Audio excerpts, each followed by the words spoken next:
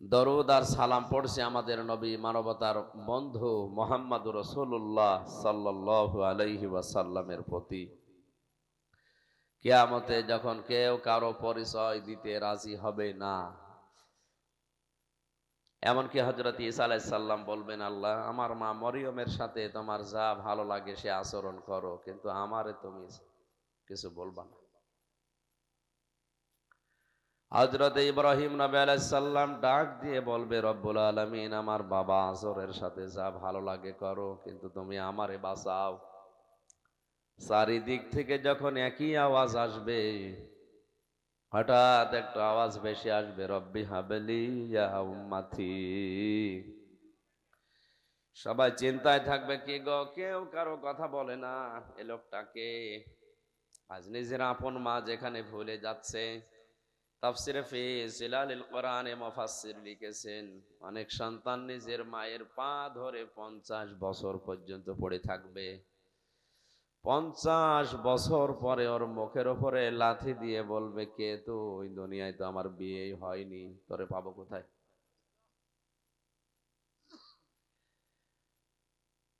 সন্তান সন্ততি, মা বাবা, স্ত্রী পুত্র, এমনকি দুনিয়ায় যত সম্পদ সে উপার্জন করেছিল, কিয়ামতের ওই ভয়াবহ দৃশ্য দেখে অনেক মানুষ আছে সব মুক্তিপণ হিসাবে দিতে চাইবে।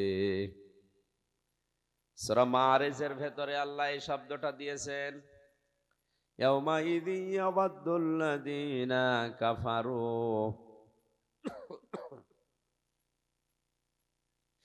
সেই দিন কাফেরেরা যত সম্পদ দুনিয়ায় উপার্জন করেছিল বৈধ অবৈধ ভাবে, তার মা বাবা সন্তানাদি দুনিয়ায় সব কিছু সে আল্লাহর আযাব থেকে বাঁচার জন্য মুক্তিপণ হিসাবে দিতে রাজি হয়ে যাবে। যে স্ত্রীকে মানুষ এত মহব্বত করে, যে সন্তানকে এত ভালোবাসে, এ সন্তান পর্যন্ত মানুষ মুক্তিপণ হিসাবে দিতে চাইবে নিজেকে বাঁচানোর জন্যে। ওই রকম কঠিন ময়দানে শুধু একটা মাত্র আওয়াজ দেবে, আল্লাহ তুমি আমাকে না, তুমি আমার উম্মতকে বাঁচাও। কোন উম্মতের কথা বলবে? যে উম্মত বাবার ব্যবসা করে। সুতরাং উম্মত আমাদের হওয়া লাগবে। ইয়াউমাইযিল লা তানফা'ু শাফাআতু ইল্লা মান আযিনা লাহুর রাহমানু ওয়া রাদিয়া লাহু কাওলা।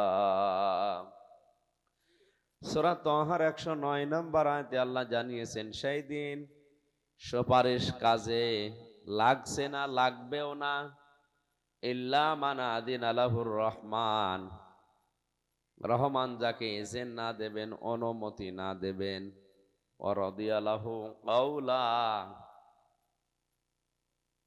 এমনকি যার জীবনের উপরে, কথাবার্তার উপরে আল্লাহ রাজি না হবেন। কিশোরগঞ্জবাসী, কিয়ামতে নবীজি যদি আমার জন্য সুপারিশ করতে চান, আমার প্র্যাকটিক্যাল লাইফের উপরে, আমার বাস্তব জীবন, কর্মজীবন, এমনকি আমি যে কথা বলি, এই কথার উপরও আল্লাহর রাজি থাকা লাগবে। এবার আমি আর আপনি সুপারিশ পাবো কিনা হামজার কাছে জিজ্ঞাসা করা লাগবে না, আমার নিজের কাছে জিজ্ঞাসা করলেই পরিষ্কার হয়ে যাবে। কথা বলেন ঠিক কিনা? আল্লাহ আমাদেরকে নবীর সুপারিশ পাওয়ার যোগ্যতা অর্জন করার তৌফিক দিন, বলেন আমিন। কোরআনে কারীম থেকে মাত্র একটা আয়াত আমি পড়েছি, সূরা বাকারা। কোন সূরা? 281 নম্বর আয়াত। 286টা আয়াত আছে, 40টা রুকু আছে, মাত্র একটা আয়াত আমরা পড়েছি। আমার আলোচনার বিষয় আজকে কিয়ামতের ভয়াবহতা। একটা দিন আমাদের সামনে আসছে, এটা যে কত কঠিন দিন, ওই দিন সম্পর্কে মানুষ যতদিন পর্যন্ত সচেতন না হবে, এ সমাজ পরিবর্তন করা সম্ভব না। শুধু আইন দিয়েই, শুধু র‍্যাব দিয়েই যদি দুনিয়া ভালো হয়ে যেত, র‍্যাব তো এদেশে এখন নেই, না আছে? বলেন না কেন?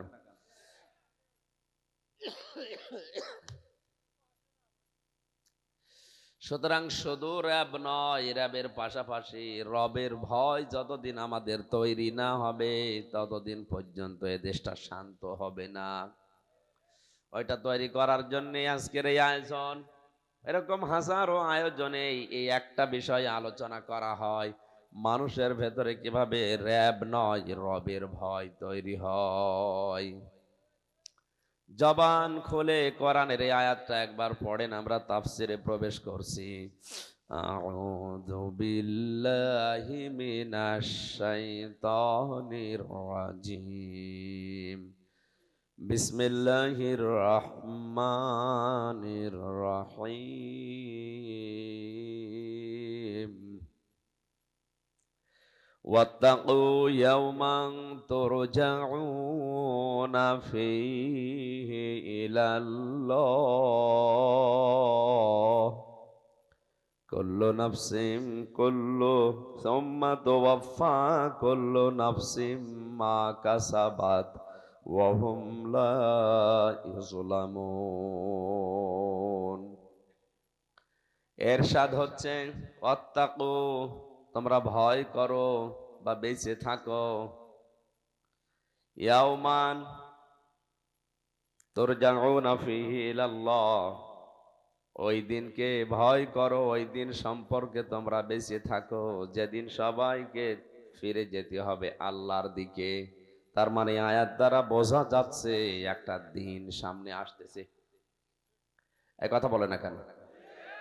এই আয়াত দিয়ে এখন প্রমাণ হয়েছে যে সামনে একটা দিন আসতেছে।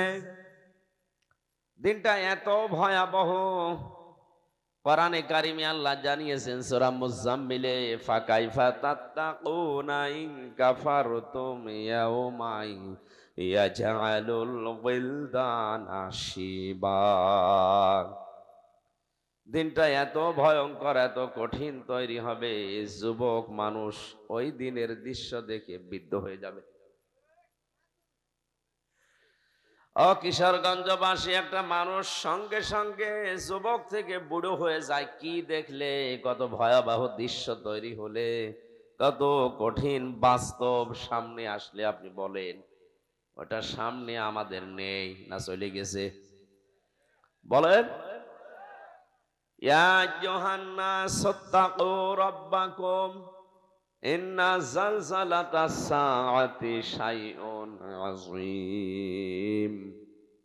হে পৃথিবীর মানুষেরা, তোমার রবকে ভয় করো, অবশ্যই তোমাদের সামনে একটা প্রকম্পিত জালজালাপূর্ণ দিন আসতেছে। ইয়াউমা তারাউনাহা তাযহালু কুল্লু মুরদিআতিন আম্মা আরদাআত ওয়া তাদউ কুল্লু যাতি হামলিন হামলাহা ওয়া তারান নাসা সুকারা ওয়া মা হুম বিসুকারা ওয়ালাকিন্না আযাবাল্লাহি শাদীদ। সূরা হজের প্রথম এবং দ্বিতীয় আয়াতে আল্লাহ এই তথ্য দিয়েছেন যে কিয়ামত এত কঠিন তৈরি হবে, ভয়াবহ দৃশ্য আমি বানাবো, হে নবী আপনি দেখতে পাবেন। যারা গর্ভবতী মানুষ, মেয়ে লোক, তাদের লজ্জা স্থানও লাগবে না, পেট ফেটে সন্তান বের হয়ে যাবে। শুধু এতটুকুই না, দুধের বাচ্চার কথা পর্যন্ত মানুষ ভুলে যায়। আমরা বাস্তবে দেখেছি বিভিন্ন সময় পেপারে, পত্রিকায়, টিভিতে, বন্যার সময় মা তার সন্তানকে উঁচা করে রেখে নিচে পানির ভেতরে ডুবে মারা গেছে, তাও সন্তানটা উপরে রেখেছে। এই মা তার সন্তানকে যে দুধ দেওয়া লাগবে এ কথা পর্যন্ত ভুলে যাবে। মানুষ পাগলের মতো আচরণ করবে। আল্লাহ পাক বলেন, হে নবী আপনি মনে করছেন এরা কি পাগল হয়ে গেছে? না, ওয়ালাকিন্না আযাবাল্লাহি শাদীদ, এরা আমি আল্লাহর আযাবের যন্ত্রণা এরকম করছে। সুতরাং আল্লাহ আমাদেরকে আগে সতর্ক করছে, ভয় করো ওই দিন সম্পর্কে। সামনে যেহেতু একটা দিন আসছে, আর ওই দিন আমরা সবাই জানি ওটা বিচারের দিন। কিসের দিন? সবাই বলেন কিসের দিন? বিচারের দিন। প্রতিদিন মানুষ যত ওয়াক্ত নামাজ পড়ে এই দিনের কথা আল্লাহকে স্বীকৃতি দিচ্ছে, মালিকি ইয়াউমিদ্দিন। হে আল্লাহ, তুমি এই কিয়ামতের এই বিচার দিনের একচ্ছত্র মালিকানা তোমার। এখান থেকে আর একটা মাসলা বের হয়। বাংলাদেশ, ভারত, পাকিস্তান সহ আজ বিশ্বে যারা বিভিন্ন অলির নামে, আউলিয়ার নামে, পীরের নামে, বুজুর্গের নামে ভরসা করে আছে যে এরা কিয়ামতে আমারে বাঁচাতে পারবে, আল্লাহর কসম কোরআনে কারিম জানিয়েছে কিয়ামতে প্রতিটি মানুষকে আল্লাহর দরবারে দাঁড়ানো লাগবে একা একা। সুতরাং যারা ছড়ায় যে কিয়ামতে এক এক পীর সাহেব লক্ষ লক্ষ মুরিদ নিয়ে হাজির হবে, এটা দাহা মিথ্যা কথা। এখন যদি বলেন আপনার এই কথা যে সত্য, কিয়ামতে একা একা মানুষ উঠবে, কোথায় পেয়েছেন আপনি? সূরা মারিয়ম 16 নম্বর পারা 10 নম্বর পৃষ্ঠা 15 নম্বর লাইনের 95 নম্বর আয়াতে আছে, ওয়াকুল্লুহুম আতিহি ইয়াউমাল কিয়ামাতি ফারদা। কিয়ামতে প্রতিটি মানুষ আল্লাহর কাছে জবাব দেওয়ার জন্য উঠবে স্রেফ একা একা। কয়জন করে? এটা বিচারের প্রথম পদ্ধতি। 2 নম্বরে বিচার আল্লাহ শুরু করবে, এবার আর একা একা ডাকবে না। ইয়াউমা নাদউ কুল্লা উনাসিম বিইমামিহিম। সূরা বানী ইসরাইলের 72 নম্বর আয়াতে আছে, কিয়ামতে এবার প্রতিটি মানুষকে আল্লাহর একা ডাকবেন না, এবার ডাকবে তার নেতার সাথে। আপনি আবার অন্য দিকে নিয়েছেন না। বিচারের প্রথম পদ্ধতিতে আল্লাহ কাউকে নেবে না সাথে, স্রেফ একা একা ডাকবে। কোন সূরা বললাম? মরিয়ম। বলেন বলেন। যত বড় পীর হোক, যত বড় আলেম হোক, মুফাসসির হোক, যদি বলে যে কিয়ামতে কোটি কোটি মানুষ আসবে পীর সাহেবের সাথে, আল্লাহর কসম এটা কোরআন বিরোধী কথা, মিথ্যা কথা। ওরা ধোঁকা দিয়ে বোকা বানিয়ে আপনার পকেট ভাগা করতে যাচ্ছে। আমার তো আর মুরিদ নেই, এই জন্য আমারও ব্যবসা করারও দরকার নেই। সুতরাং আজ ভণ্ড পীরের নাম নিয়ে এগুলো যারা বলছে যে কিয়ামতে এরকম কোটি কোটি মানুষ থাকবে এক একজন পীরের পেছনে, বিভিন্ন জিনিস নিয়ে তারা উঠবে, সব মিথ্যা, ডাহা, ভণ্ডামি এগুলো। কিয়ামতে প্রতি মানুষ উঠবে কয়জন করে? ফারদা মানে কি? একা একা। দ্বিতীয় নম্বরে আল্লাহ এবার আর একা ডাকছেন না, ডাকবেন এবার আপনার নেতার সাথে। বলেন নেতা কোথায়? এই যে ইমামিহিম, ইমাম মানে মসজিদের ইমাম না, ইমাম মানে নেতা। ইমাম মানে বলেন বলেন। ইমামিহিম, তাদের নেতার সাথে।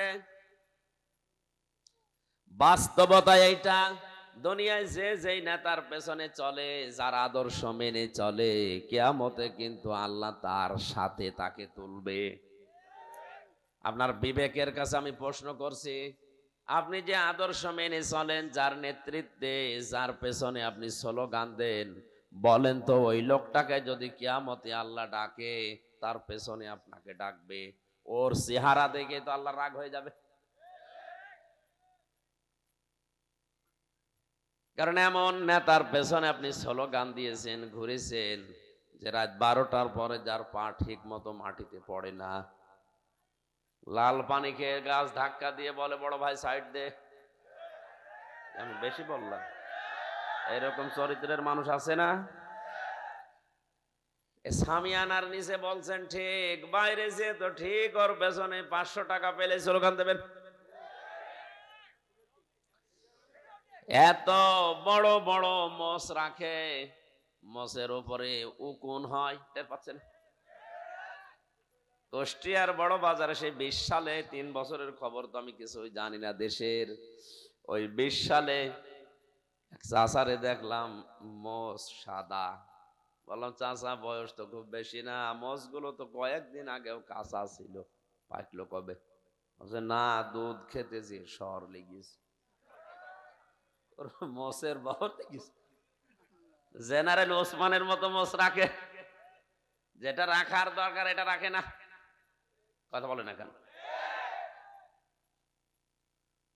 পৃথিবীর প্রতিটি নবীর আল্লাহ দাড়ি দিয়েছিলেন, এই জন্য নবী, বিশ্ব নবী পর্যন্ত জানিয়েছেন খালিফুল মুশরিকিনা আউফুল লুহা ওয়াকফুশ শারিব, আমার উম্মতেরা মোস খাটো করে রাখো, আরে দাড়ি লম্বা করো।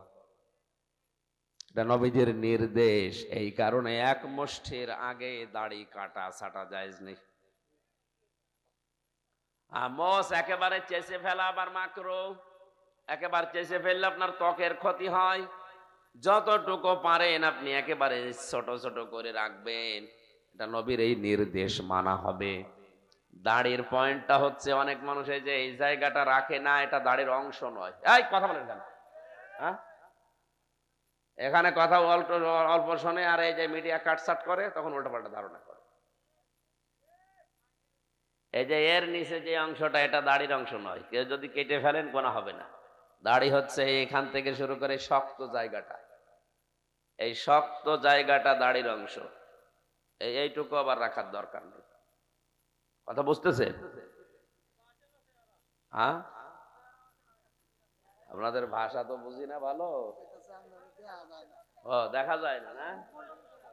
ওদেরকে বলে দিয়েছে যে সামনে থেকে এখানে দেবেন। আরে এখানে যে কি নাম যেন, MRS মুসলিম টিভি, এটা কোনটা? কোনটা? গাজীপুরে আজকে দিনের বেলায় মাহফিল ছিল। ওই জায়গায় এক পাগল সামনে থেকে, আমি বেদাতের সংজ্ঞা দিচ্ছিলাম, ও পাগল সামনে থেকে লাফিয়ে উঠিছে। আর ওইটা ওরা থাম্বনেল দিয়েছে যে হুজুরের মাহফিলে কি মিয়া উল্টোপাল্টা দিয়েছে। সামনে থেকে ফেসবুকে, মেসেঞ্জারে, নিজের আইডিতে যদি এগুলো ছাড়েন, আমি কিন্তু বলে দেবো একেবারে। স্পেশাল ব্রাঞ্চের SB, বাংলাদেশে গোয়েন্দা বিভাগ যারা আছে, SBর DIG নাফিউল সাহেব এটা কন্ট্রোল করেন। আমার সাথে মাঝে মাঝে কথা হয় স্যারের, আমি কিন্তু বলে দেবো সত্যি, আপনার নাম ধরে বলে দেবো, MRS মুসলিম টিভি আর কোরআনের আলো মিডিয়া, এই কয়েকটা নাম আমি লিখে রেখেছি, এগুলো ওনার কাছে পাঠিয়ে দেবো। একেবারে জীবনের মতো ব্যবসা করিয়ে দেবো। পোড়াটা দেবেন, 1 ঘন্টা বলি, 1 ঘন্টা 1.5 ঘন্টা বলি, যাই বলি পোড়াটা ইউটিউবে দেবেন। যদি কাটছাট করেন, আর কিছু যে কথা আমি 1-1.5 ঘন্টা কথা বলে তো 2-1টা স্লিপ অফ টান হতে পারে, ওইটা আরো কেটে বাদ দিয়ে আমারে বাঁচাবে না, ওইটা আরো বেশি করে দেয়। হুজুর যেন ধরা খায়। আমি ধরা খেলে মাহফিল আপনার আসতে পারতেন, আমি যেন ধরা না খাই সেই কাজ করেন। দ্বিতীয় নম্বরে আমি বলেছিলাম, কিয়ামতে প্রতিটি মানুষকে আল্লাহ ডাকবেন তার নেতার সাথে। দাড়ি রাখার যে মাসলাটা বললাম, এই শক্ত জায়গাটা রাখবেন আপনি, সুন্নাত আদায় হয়ে যাবে। আর নবীজির একটা সুন্নাত যদি এই ফিতনা ফাসাদের জামানায় কেউ জিন্দা করতে পারে, কিয়ামতের দিন সে 100 গলা কাটা শহীদের সওয়াব নিয়ে উঠতে পারবে। এইটা দাড়ির অংশ না, এই নরম জায়গা যেটুকু, এইটুকু দাড়ির। এই এদিকে তাকান, দেখতে পারছেন না তো? এই যে কি করবো কি এখন, এই যে ইনারে দেখায়, এই যে এই নরম জায়গাটা দাড়ির অংশ না, এটুকু কেটে ফেললেও অসুবিধা নেই। মাসলা নিয়ে, এটা নিয়ে মতভেদ আছে। কেটে ফেললে যদি ভালো লাগে আপনি কেটে ফেলবেন, যদি ভালো না লাগে, যদি রাখলে আরো পুরুষ পুরুষ মনে হয়, রেখে দেবেন, অসুবিধা নেই। তাই নরম জায়গাটাও যদি দাড়ি রাখেন, তো আপনার এবার আদর করবে কোথায়? এই জন্য এই জায়গাটা যদি না রাখে, বুড়ো মানুষের দরকার নেই, বুড়ো মানুষ পুরা মুখ রাখুক, ওরে আজ জীবনে কেউ আদর দেবেও না, ও দাদারও দরকারও নেই, ও আদর বহু পেয়েছে।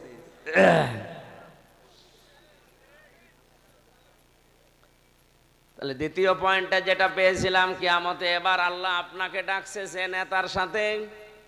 এই নেতার চরিত্র দুনিয়ায় যদি উল্টা পাল্টা হয়, ওর দিকে তাকিয়ে যদি আল্লাহর রাগ হয়ে যায়, তো পেছনে আপনার দিকে আর আল্লাহ তাকাবে না, মনে করবে ও নেতায় যদি এরকম কর্মী 2 নাম্বার। এই জন্য আমি আপনাকে বাঁচার জন্য বলছি, কোরআন আমার সামনে, আল্লাহর কসম আমার কোনো লাভ এই জায়গায় নেই, আপনাকে আমি বাঁচাতে চাই। আপনি ধরা খাবেন, আমি কোরআনের চোখ লাগিয়ে দেখতে পাচ্ছি। আপনি এখনো থেমে যান। আপনি যদি বলেন না আমি তো নামাজ পড়ি, রোজা রাখি, আমার বউ পর্দায় থাকে, আমার ব্যবসা হালাল, আমার দেবে কেন? আপনি কি নবীর স্ত্রী তো লূত আলাইহিস সালামের চাইতেও দামি হয়ে গেছেন? হযরতে লূত নবীর স্ত্রী, তাও সাধারণ মানুষ না, নবীর স্ত্রী। তার চরিত্র ভালো ছিল, তিনি চরিত্রহীনা ছিলেন না, কিন্তু তলে তলে চরিত্রহীনদেরকে সাপোর্ট করতেন।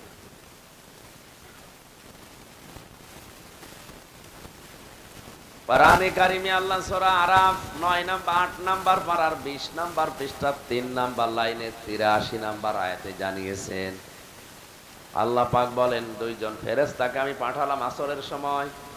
ফেরেশতারা এসে লূত নবীকে বলে, আপনার স্ত্রীকে বাদ দিয়ে সবাইকে নিয়ে এখানে চলে যান এখান থেকে। মাগরিবের সময় আল্লাহর গজব এখানে নাজিল হবে। আবার সাবধান করছে, ইল্লাম রাতাহু, আপনার স্ত্রীকে আপনি নেবেন না। কানাত মিনাল গাবিরিন, সে পশ্চাৎগমনকারীদের অন্তর্ভুক্ত। প্রশ্ন আমার, আমি তাফসীর যতটুকু বুঝি, যতটুকু পড়েছি, আমার এই ছোট্ট জীবনে আমি পেয়েছি লূত নবীর স্ত্রীর চরিত্র খারাপ ছিল না। কারণ দুনিয়ায় কোন নবীর স্ত্রীর চরিত্র খারাপ ছিল না, তারা চরিত্রবান ছিলেন। কারণ কোন হারাম রক্তের ভেতরে আল্লাহ নবীদের রক্ত প্রবেশ করার নাই। হারাম রক্তের ভেতরে নবীদের রক্ত প্রবেশ করালে ওইটা থেকে যা আসবে ওইটা উল্টা পাল্টা চরিত্রের হবে। হারাম রক্তের ভেতরে যেহেতু নবীদের রক্ত আল্লাহ প্রবেশ করার নাই, এই জন্য বোঝা যায়, ব্যাখ্যায় টিকায় লেখা আছে, হযরত লূত নবীর স্ত্রীর চরিত্র ভালো ছিল, তিনি চরিত্রহীনা ছিলেন না। কিন্তু তলে তলে চরিত্রহীন মানুষ যারা যারা পুরুষে পুরুষে জেনা করত তাদেরকে সাপোর্ট করত। এই লাওয়াতাত যারা করত তাদেরকে শুধু সাপোর্ট করত তলে তলে। উপরে উপরে নবীর সাথে সংসার করেছে, অসুবিধা নেই। নিচে নিচে সাহায্য করার কারণে আল্লাহ পাক ফেরেশতাদেরকে জানিয়ে দিলেন ওনার স্ত্রীকে বাদ দেবেন। ও যখন গজব নাজিল হয়েছে ওনার স্ত্রীকে আল্লাহ ধ্বংস করে দিয়েছে। বলেন তো, নবীর স্ত্রী চরিত্র ভালো, চরিত্রহীনা নয়। শুধু তলে তলে চরিত্রহীন মানুষদেরকে সাপোর্ট করার কারণে যদি জাহান্নামে যায়, আমার চরিত্র ভালো, আমি নামাজ পড়ি, রোজা রাখি, আমার বউ পর্দায় থাকে, আমার ব্যবসাও হালাল, কিন্তু আমি এমন মানুষকে সাপোর্ট করি তলে তলে যে লোকটার চরিত্র শয়তানের চাইতেও খারাপ, আমারে যদি জান্নাতে দিতে হয় ওই লোকটাকেও দেওয়া লাগবে। এক কথা বলেন না কেন? আপনার এতটুকু বুঝ হয় না যে নবীর স্ত্রী এই কাজ করে যদি জাহান্নামে যায় আমারে আল্লাহ জান্নাত দেবে, আমি হাঁ করে বসে আছি? এখনো পর্যন্ত এগুলো ছাড়েন। হ্যাঁ, যারা চরিত্রহীন নেতা, যাদের আদর্শ বলতে কিছু নেই, ওরা আমার এই কথা শোনার পরে আদর করবে না, ওরা ষড়যন্ত্র করবে। এই মেম্বারের কিছু হক আছে, এই মঞ্চের কিছু হক আছে। এই কথাটা যদি আমি না বলতাম আর এভাবে চলে যদি আপনি কিয়ামতে ধরা খেতেন, আমাকে পর্যন্ত আল্লাহ ডাক দিয়ে বলতো, কিশোরগঞ্জে তুই গিয়েছিলি, কি করেছিস, এ কথা কেন আমার কোরআন দিয়ে বললি না? এই জন্য নামের আগে মাওলানা মুফতি লেখা দেখে কত মানুষ আমাদেরকে সম্মান করে। এই মঞ্চ, এই মেম্বার, এই চেয়ারের যে একটা হক আছে, হক আদায় করে আমরা কথা বলতে পারি না, এই জন্য আজ অনেকেই বিভ্রান্তিতে আছে। আমার যেহেতু আল্লাহ দারোগা পুলিশ করে পাঠায়নি, এই জন্য পিটিয়ে আপনাকে আমার হেদায়েত করার দরকার নেই। আমি হক কথাটা বললাম, মানবেন না মানবেন এটা আপনার বিবেকের ব্যাপার। 3 নম্বরে, এবার আল্লাহর কিয়ামতে নেতা শুধু না, যত মানুষ কিয়ামতে হাজির হবে আল্লাহ সবাইকে একত্রিত করবেন একবারে। আল্লাহ রাব্বুল আলামিন কিয়ামতে যে বিচার ব্যবস্থা 3 প্রকারে সাজিয়েছেন, 3টা লাইনে, আল্লাহর বিচার ব্যবস্থার ভেতরে কোনো অবিচারের লেশ মাত্র নেই। আল্লাহর বিচারে কোনো অবিচার, জবাব দেন, আল্লাহর বিচারে কোনো অবিচার। আল্লাহ যদি ন্যায় বিচারও করে পৃথিবীর কেউ বাঁচবে না। না, এটা বুঝেননি, আমি আবার বলছি, আলেম যারা আছেন, আল্লাহর বিচারে ন্যায় বিচার যদি আল্লাহ করে কেউ বাঁচবে না, প্রত্যেকেই ধরা খাবে। তাহলে প্রথম নাম্বারে আল্লাহর বিচারে অবিচার, বলেন বলেন, আর ন্যায় বিচার করলে কেউ বাঁচবে না, প্রত্যেকে ধরা খাবে। 3 নাম্বারে যদি বাঁচতেই হয় আল্লাহ মাফ করে দিলে বাঁচা যাবে। এই জন্য কিয়ামতের দিন নবীজি পর্যন্ত দোয়া করতেন, দুনিয়ায় আল্লাহ তোমার রহমত ছাড়া আমারও জান্নাতে যাওয়া সম্ভব না। নবীজি যখন বলেছিলেন যে কিয়ামতের ময়দানে কেউ পার পাবে না আল্লাহর দয়া ছাড়া, আল্লাহর মাফ ছাড়া, ক্ষমা ছাড়া, সাহাবীরা প্রশ্ন করেছিলেন, হে রাসূল আপনি? বিশ্ব নবী চোখের পানি ফেলে কেঁদে বলেছিলেন, আমিও আল্লাহর রহমত ছাড়া মাফ পাবো না। জন্মের পর থেকে কিয়ামত শুধু শুনছি নাম, এটা যে কি টেন্ডেন্সি কি হওয়া দরকার দিনের, হযরতে ওমরের জীবনী পড়ে আমি পেয়েছি। একটু খেয়াল করে শুনবেন। খলিফাতুল মুসলিমিন হযরত ওমর রাদিয়াল্লাহু তাআলা আনহু তার সন্তানটা ভর্তি করেছিলেন মাদ্রাসায়। হযরতে হুসাইন রাদিয়াল্লাহু তাআলা আনহু ওই সময় হযরতে আলী ছিলেন প্রধান বিচারপতি, তার সন্তান, তিনিও মাদ্রাসায় পড়ছিলেন। বারবার টেবিলের উপর থেকে কলম ফেলে দেয়। হযরতে আব্দুল্লাহকে বলে, আব্দুল্লাহ তুলে দাও। 3 বার তিনি তুলেও দিয়েছিলেন, চতুর্থবার বললেন, আমি কি তোমার খাদেম, চাকর? বারবার কলম ফেলে দাও, আমরা তুলতে বল, আমি পারবো না। হযরতে হোসাইন ওই সময় বলে ফেলেছিলেন যে তুমি শুধুমাত্র খাদেম না, তুমি খাদেমের বাচ্চা খাদেম। হযরতে আব্দুল্লাহ ওই সময় সাধারণ মানুষের সন্তান না, তিনি ছিলেন প্রেসিডেন্টের ছেলে। এক দৌড়ে বাড়িতে গিয়ে বলছে, বাবা আমি আর মাদ্রাসায় পড়বো না। কেন? হোসাইন আমাকে গালি দিয়েছে, চাকরের বাচ্চা চাকর বলে। তুমি যদি বিচার না করো আমি এ মাদ্রাসায় আর যাব না। হযরত ওমর বিচক্ষণ ছিলেন, কথাটা শোনার পরেই বললেন, সন্তান আমার, ঠিক আছে বিচার আমি জমার দিন করব। হাজার হাজার মানুষের সামনে তিনি খুতবা দিচ্ছিলেন, হঠাৎ করে বলে উঠলেন, দাঁড়ান সাহাবীরা, এখানে হোসাইন আছে নাকি? বলে হ্যাঁ, সামনে আসো। তুমি আমার ছেলে আব্দুল্লাহকে গোলামের বাচ্চা গোলাম বলে গালি দিয়েছো? হ্যাঁ দিয়েছি। কেন দিলে? হোসাইন বলে, খলিফা বুকে হাত দিয়ে বলেন তো, আপনি কি আমার নানার খাদেম ছিলেন না? আপনি কি আমার নানার খাদেম ছিলেন না? এতে কথা অস্বীকার করতে পারবেন? হযরত ওমরের কথা বন্ধ হয়ে গেছে। চোখের পানি ছেড়ে দিয়ে বলে, হোসাইন আমি তো এইভাবে ভাবি নাই। তুমি কি লিখে দিতে পারবে শব্দটা? কাগজ কলম নিয়ে আসেন। খেজুরের পাতা নিয়ে এসেছে, লিখে দিয়েছে, ওমর আমার নানার খাদেম ছিল, আমি দেখেছি আমার নানার খেদমত করছে। খেদমত যে করে সে কি? বলেন বলেন। এতে হোসাইন ইবনে আলী আমি সই করে দিলাম।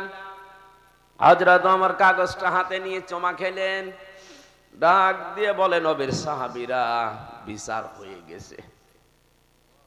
হযরত আব্দুল্লাহ বলে, বাবা কি বিচার করলে? একটা বিচার হইল, এখনো তো শুরুই করলে না বিচার। হোসাইনকে তুমি পিটাবা না? হযরত ওমর বলে, সন্তান আমার, যে বিচার করেছি এটা দুনিয়া না, কিয়ামতেও কাজে লাগবে। আমি যখন মারা যাব এই কাগজটা আমার কাফনের ভেতরে দিয়ে দিও। কিয়ামতে যদি কিছুই কবুল না হয় এই কাগজটা একটু উঁচা করে আল্লাহকে দেখাবো, রব্বুল আলামিন তোমার নবীর নাতি নিজে লিখে দিয়েছে আমি নাকি নবীর খাদেম ছিলাম। এই ওসিলাই হলেও তুমি আমাকে আজকে মাফ করে দাও। তারা কিয়ামত নিয়ে কোন টেন্ডেন্সিতে ছিল, কোন চিন্তায় ছিল, আর আমরা আছি কোন ধান্দায়?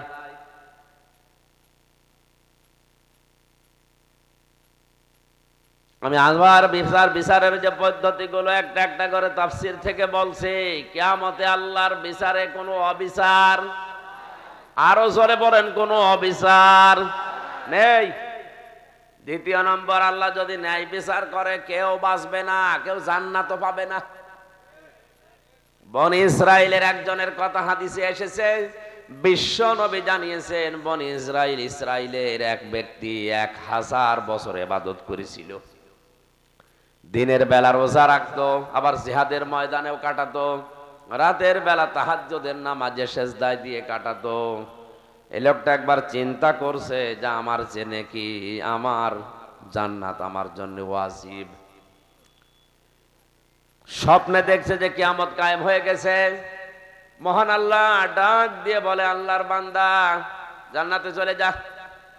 লোকটার মনের ভেতরে একটু অহংকার এসেছে, এত ইবাদত করলাম, আল্লাহ আমাকে একটু ধন্যবাদও দিল না, আমার একটু শুকরিয়াও জানালো না, বললো যা জান্নাতে যা। একটা কথা হলো, মনের খবর জানে কে? ইন্নাল্লাহা আলিমুম বিযাতিস সুদূর।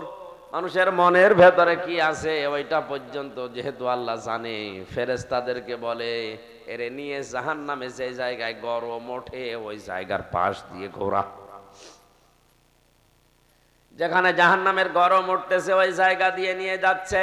পানির পিপাসার যন্ত্রণায় ডাক দিয়ে বলে, ফেরেশতারা আমার কলিজা ফেটে যায়, এক গ্লাস পানি আমারে দাও। ফেরেশতারা বলে, না এটা দুনিয়া না, ময়দানে হাসরের এই ময়দানে এমনি এমনি পানি পাওয়া যাবে না। পানি যদি পেতে চান আপনার জীবনের 500 বছরের ইবাদত দেওয়া লাগবে।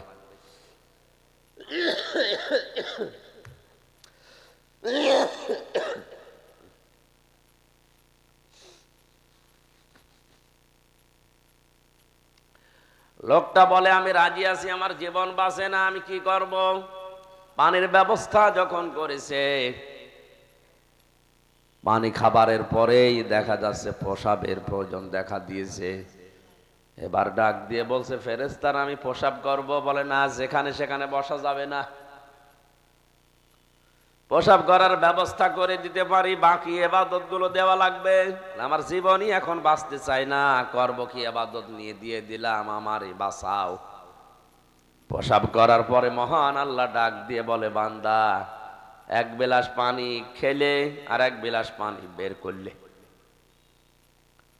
এক গ্লাস পানি ভেতরে ঢুকিয়েছো আর এক গ্লাস বের করে দিয়েছো, এই জন্য জীবনের 1000 বছরের যত নেকি সব দিয়ে দিলে। 70 বছর 1000 বছর তোমার দুনিয়ায় হায়াত দিয়েছিলাম, কত লক্ষ লক্ষ গ্লাস পানি পান করেছো, প্রত্যেকটি গ্লাসের বিনিময়ে এতগুলো নেকি দিয়ে এবার জান্নাতে যা। লোকটা সেজদায় পড়ে বলে, রব্বুল আলামিন আমার ভুল হয়ে গেছে, আমি বুঝতে পারি নাই, তুমি ন্যায় বিচার করলে কেউ বাঁচবে না, তুমি আমারে মাফ করে দাও। আল্লাহর 3 নম্বরে বিচার, যদি আল্লাহ মাফ করে দেয় কাউকে তাহলে সে বাঁচতে পারবে। আল্লাহ ওই দিন সম্পর্কে আমাদের ভয় দেখিয়েছেন, তোমরা ভয় করো যেদিন আমার কাছে তোমাদের ফিরে আসা লাগবে। সুম্মা তুওয়াফা কুল্লু নাফসিম মা কাসাবাত, প্রত্যেককে তার উজরত পরিপূর্ণ করে দেওয়া হবে, তার সৎকর্ম তার দুষ্কর্ম যে যা করেছে ওই পরিমাণ তাকে শাস্তি হোক আর শান্তি হোক দেওয়া হবে। কে বলছে? আজ যে সমস্ত মানুষগুলো বাংলাদেশে বলে আমার উপরের চাপ, আমি করব কি, আমার বাধ্য হওয়া লাগে অন্যায় করতে, যে লোকটা অন্যায় আদেশ দিয়েছে এর জন্য সে গুনাহগার হবে, কিন্তু এই অন্যায় কাজটা যদি আপনি করেন এর জন্য আপনাকে অবশ্যই কিছু না কিছু দেওয়া হবে। কথা বলেন না কেন? নির্দেশ একজন দিল যে অমুককে ধরে নিয়ে আয়, নির্দেশ দেওয়ার জন্য সে গুনাহ হবে, সে গুনাহগার হবেই নির্দেশ দেওয়ার জন্য। কিন্তু আপনি এই জায়গায় থেকে যদি এই অবিচারটা করেন অবশ্যই আপনাকেও কাঠগড়ায় আল্লাহ দাঁড় করাবে। এটা এখনো বাংলাদেশে শুরু হয়নি, কিচ্ছু জানে না, ঘরে শুয়ে আছে, ঘুমিয়ে গেছে, ঘুম থেকে উঠে দেখছে জেলখানায়। কি গো, তুই গাছ কেটেছিস, তুই গাড়িতে আগুন লাগিয়েছিস, আবার মনের অশান্তিই ঘুমিয়ে পড়েছে জেলখানার ভেতরে।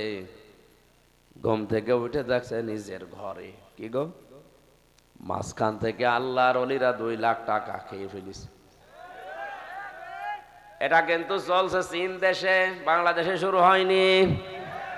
এটা আজ 180 মাইল বেগে চলছে। এটা বন্ধ করা দরকার।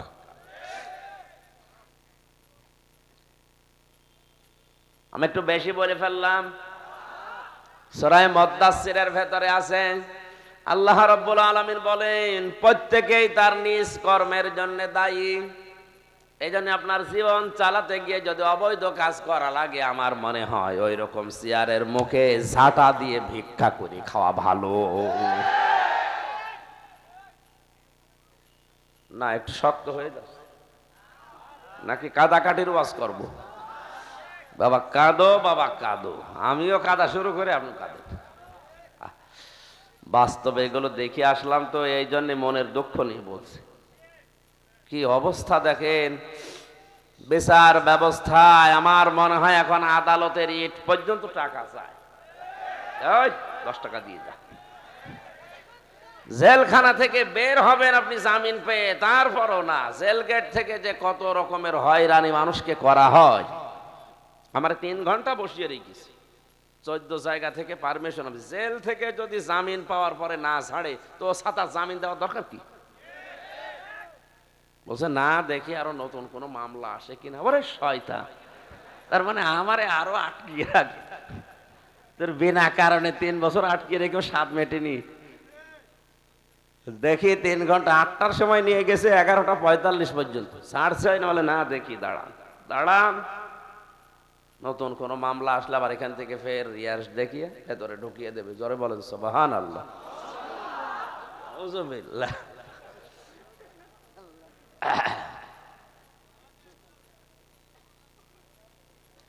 কোরআনে কারিমের জন্য সুম্মা তুওয়াফা কুল্লু নাফসিম মা কাসাবাত, যে যা অর্জন করেছে দুনিয়ায় আমার আল্লাহ তাকে ওই পরিমাণ ওইটা দিয়ে হয় সন্তুষ্ট করবে না অসন্তুষ্ট করবে। এবার তাকান সূরা আলে ইমরানের 185 নম্বর আয়াতের দিকে। আপনার জীবন কোন দিকে যাচ্ছে ভালো করে মিলাবেন। কুল্লু নাফসিন যায়িকাতুল মাউত ওয়া ইন্নামা তুওয়াফাউনা উজুরাকুম ইয়াওমাল কিয়ামাহ ফামান যুহজিহা আনিন নার ওয়া উদখিলাল জান্নাতা ফাকাদ ফাজ ওয়া মাল হায়াতুদ দুনিয়া ইল্লা মাতাউল গুরুর।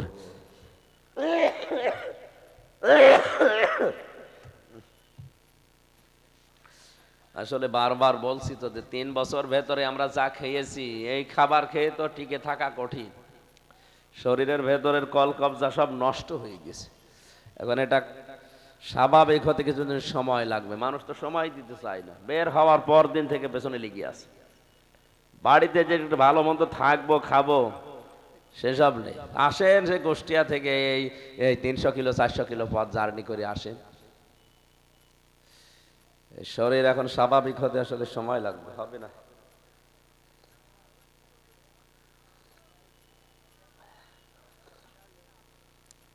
চা তো মনে হচ্ছে ঠান্ডা হয়ে গেছে। তাই যাই হোক আছে থাক, ওনাদের দেন, আমার লাগবে না। এইভাবে হবে না। শরীর তো কিছুদিন আসলে হাসপাতালে কি ভর্তি হয়ে যাব না কি করব না। আজকে এক ভাই বুদ্ধি দিচ্ছিল মোবাইলে, আমার বলছে আপনি হাসপাতালে ভর্তি হয়ে যান কয়েকদিন। ভর্তি হয়ে যাব তো যাওয়ার আগে তো যাদের মাহফিল নেওয়া আছে জানানো লাগবে না? অন্তত বললাম যে তাহলে ফেসবুকে দিয়ে দিই যে আমি কয়েকদিন পরে ভর্তি হব হাসপাতালে। এটা বললে তো আবার মানুষ জেনে ফেলবে। কিছু করারও নেই, অবস্থা আসলে ভালো না। জোর করে শরীরে সাপোর্ট দিচ্ছে না, এত জোরে হয় না। আরো অন্তত 10-15 দিন বাড়িতে থাকতে পারলে ভালো হতো।